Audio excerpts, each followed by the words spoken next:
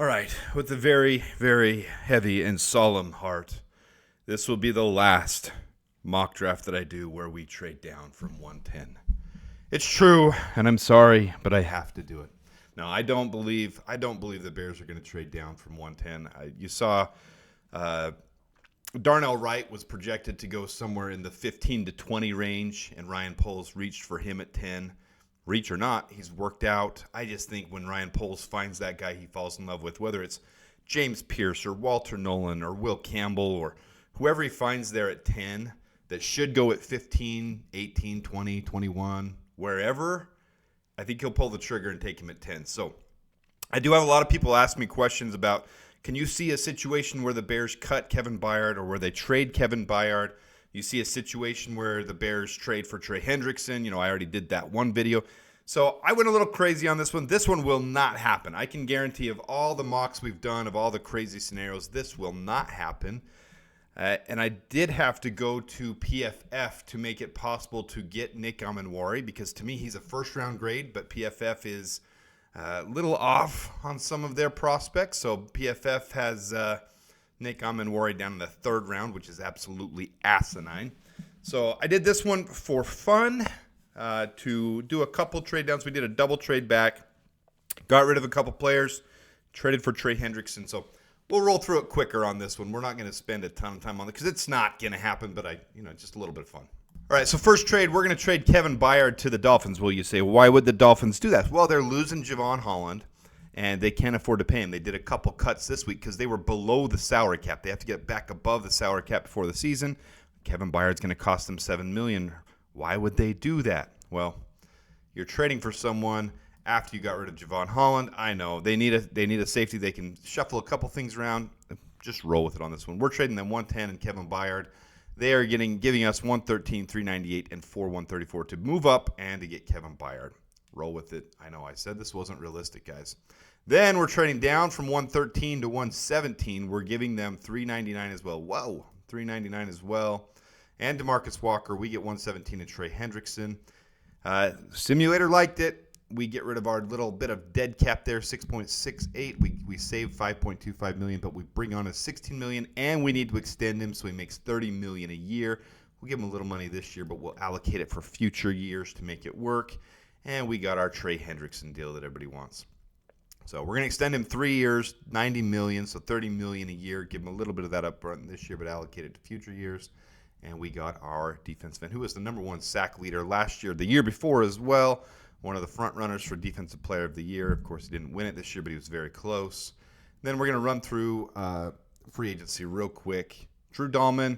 The only way I take him is because I'm worried about there being a Lloyd Cushenberry situation again. Lloyd Cushenberry, the highest paid center in last year's draft, and did absolutely terrible for the Titans. And Drew Dahlman, not the best pass blocking center, but age. So we're going age on this one. The only way I do that is if it's below 10 million. So 3 years, 9 million, I can live with that. And hopefully they pull some things out of him and make him equal his run blocking with his pass blocking, because he's an excellent probably the best run blocking center in the league, and we want to get our run game going. Next, Kevin Zeitler. I know some of you guys don't agree with this one. PFF or Spotrac, Spotrac has updated their value on him, 9.2. Worth it. I know a lot of people are saying we're not going to sign a 35-year-old guard. Well, that's what they said last year about Detroit, and he was the third highest guard in the league last year. Some guys don't age like other guys, and he hasn't missed time. He's been an Iron Man. We're going to take Kevin Zeitler with his connection to Ben Johnson. All right, we're going to roll through the rest quick. Trent Brown, backup tackle behind Darnell Wright, and swing tackle. We're going to pay him $3 million. Rondell Moore, I've talked about him a lot. I love his speed, 4.32 40-yard dash, and he's just been he had the injury last year, the non-contact knee injury. He was out all year. All accounts, he's healthy again. They say they'll give him 1.5. We'll give him 2.5 on 2 years just to get him in. Luke Farrell, we're going to cut Gerald Everett, so we're going to bring Luke Farrell in for a pass-blocking tight end. And then I know a lot of people won't like this one. Ageless Wonders again, Calais Campbell, 1 year bridge gap. We're going to pay him $5 million. Spotrac has him at 7.1. PFF has him at $3 million. We're going to cut the gap in the middle there, pay him $5 million. This is how you build long-term, by bringing some of these guys in that can bridge the gap, that have a lot of good experience and can teach some of your younger guys. Yes, I'm going to get rid of Zach Pickens in this, but it can help Jervon Dexter. He can help the rookie we're going to draft. So I like Calais Campbell. I wanted him last year, if you guys remember in the videos. I wanted him last year for the Bears to sign him, and he would have been worth it for the tackle position for us to be able, defensive tackle, for us to be able to be shored up on the defensive line there, but it didn't happen. All right, so here's where things lie with our salary cap. We'll roll through it quick. We cut Ryan Bates, Gerald Everett, Dominique Robinson. We traded out Zach Pickens and DeMarcus Walker. We traded in Trey Hendrickson. We re-signed Tevin Jenkins. I know, I like it though, on a value contract, $10 million with some perks and incentives. Bill Murray, Jack Sanborn, Josh Blackwell, Jalen Jones. Matt Pryor is a backup guard. Daniel Hardy and Jonathan Ford. That's depth. They'll probably end up on the practice squad. Free agency, Drew Dahlman, Kevin Zeitler, Trent Brown, Luke Farrell, Rondell Moore, and Calais Campbell. Nothing to blow your socks out, but remember, we got Trey Hendrickson there too.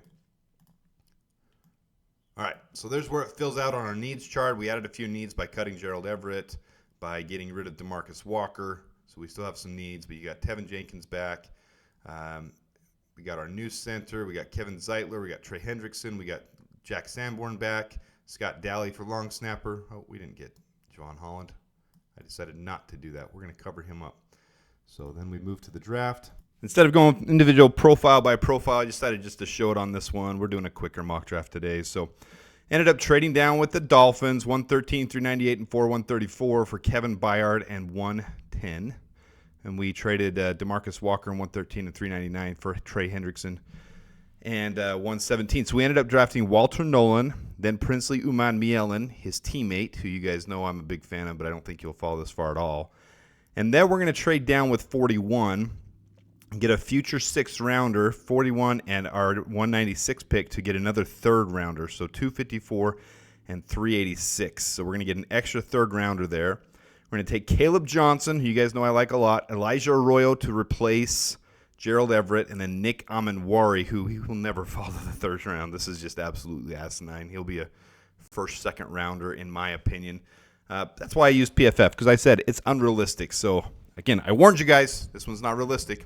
Then we're taking Gerald Wilson with the pick we got from the Dolphins there by trading Kevin Byard and them coming up to 10. We're going to trade. Oh, this was where I forced the trade for us getting our comp pick for Ian Cunningham. So this is where our spot would be. So just that's what that means right there. So I forced that trade. And then with our fourth round pick that we picked up from the Dolphins, we're going to pick Luke Kandra, who will back up Tevin Jenkins. I like him a lot too. I haven't mentioned him enough. I did in one of my first mock drafts, but I'll put him in there a little bit more. Then we're going to get Holland Pierce. They gave him an F grade. I don't believe in that. They have him ranked 238 though. This is, again, PFF. They're going to be a little off on some of these. Every one of these rates them differently. I think Holland Pierce will fall here in the fourth, fifth round, but I've talked about him quite a bit. So he'll be the swing tackle that learns behind Trent Brown and would be more developmental for next year. Developmental tackle. That's why we took him around here. Ricky White, who had 4 blocked punts, led all of college football this last year, as well as 2,000-yard seasons. We'll take him in the 6th round. This is where we got Zach Pickens trade with the Seahawks. We traded the Seahawks for a 6th-rounder. And then I know a lot of people won't understand this one, but Tyler Shaw, to me, is a first, second round with his size and build. He's kind of this year's Anthony Richardson, overdrafted from where he was. Or you could say Joe Mixon, really talented, uber-talented player who just didn't quite get there, but he's developmental. Well, why would I take him? Well, I'm not looking to replace Caleb Williams, so that's not at all what's going on here. But you got Tyson Bagent on the last year of his contract, and it's always a good thing to cycle youth in your quarterback room if you want to continue to develop. Something happens to Tyson Bagent, you've got Tyler Shaw as a backup. Tyler Shaw is uber talented, 6'5", 225 pounds. He's built like an actual NFL quarterback, and so he's going to develop. He's another one of those guys, just like Tyson Bagent. He's a guy you bring in because you like his talent. He was sitting there in the 7th, so I took him. Then Thor Griffith, I think, is way undervalued here by PFF. He should go in the 5th, 4th round, in my opinion. Another defensive interior, and so we've got him as well. Here's how it would line out on the roster. I don't think anybody should be upset about this. I think people are shooting for a little bit higher. I think they're going to be disappointed when we don't get Trey Smith. I don't think that's going to happen. I really like the idea of Kevin Zeitler. But you got Braxton Jones, Tevin Jenkins, Drew Dahlman, Kevin Zeitler, Darnell Wright, backing them up. Karan Amagaji, who people shouldn't be as far down on. Give him a little bit of a shot here. Luke Kandra, Jared Wilson, Matt Pryor backing up still, which is, I think, is solid. He did decent filling in. Trent Brown. You got Bill Murray, Ricky Stromberg, and Holland Pierce. These guys are all the developmental ones. Maybe they can fill in where needed, but probably won't make the initial roster, so you just have to kind of fill those things out. Maybe we don't even sign Trent Brown, and we have Holland Pierce there, but I really like Trent Brown helping some of these guys develop. Quarterback, running back room, you've got, whoa, Adam, that's the third time you've done that. Chill the beans, dude. You got Caleb Williams, Tyson Bagent, and then Tyler Shaw. Then you got DeAndre Swift with Caleb Johnson, Ian Wheeler, and Roshan Johnson.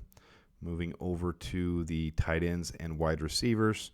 We can still bring in for height here or over here or wherever. Colin Johnson, you can still bring him in, but you got DJ Moore, Rondale Moore, more and more. I like it.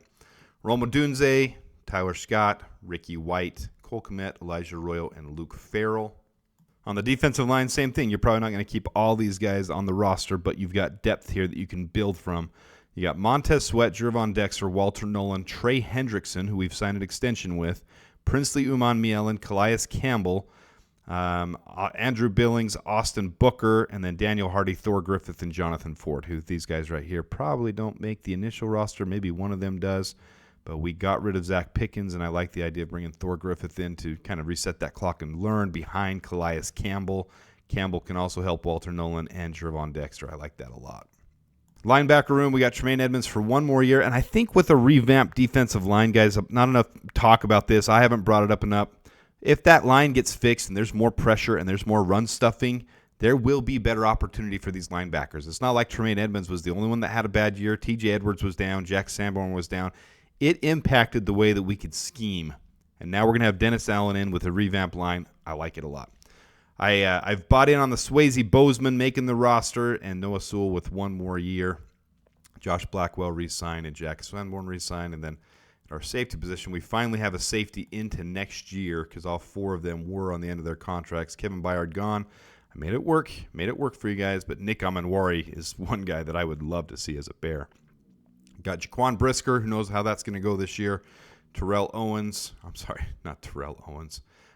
Smith starting at the other cornerback spot as man. I know a lot of you don't agree with that. I'm still going to give Tyreek a shot, but he plays better man, and Dennis Allen plays more man than zone, so we'll see what happens there. Jalen Jones brought back, as well as Jonathan Owens and Elijah Hicks. So there it is. Unrealistic, crazy. Don't say I didn't warn you. This one will not happen, but I would like it. It would be fun. There's a lot of fun things to come, but I am going to focus now more on the Bears taking that 10th overall pick. I think they will. James Pierce, Walter Nolan, even Will Campbell or Kelvin Banks could be the pick there. I'm going to focus more on that and not trading down. I'm going to focus on the individual player profiles, which I've been doing every single day. So you guys will continue to see those. But I do appreciate you guys tuning in. Even if this is real unrealistic, a little crazier. Yeah, I got a Bear Down logo on my head, don't I? Move that out of the way. Unrealistic, a little bit of craziness, but I'm not going to do any more trade downs. We're going to do the podcast. We're going to do, discussing it. We're going to do individual player profiles, and any mock drafts I do from here on out will only be taking a selection at 10th overall because it's probably the most realistic take. So appreciate you guys tuning in. If you haven't hit the like button, please do so. I do appreciate you guys' input and being a part of this channel. Thanks for tuning in. Till next time, the Bears and Bear Down.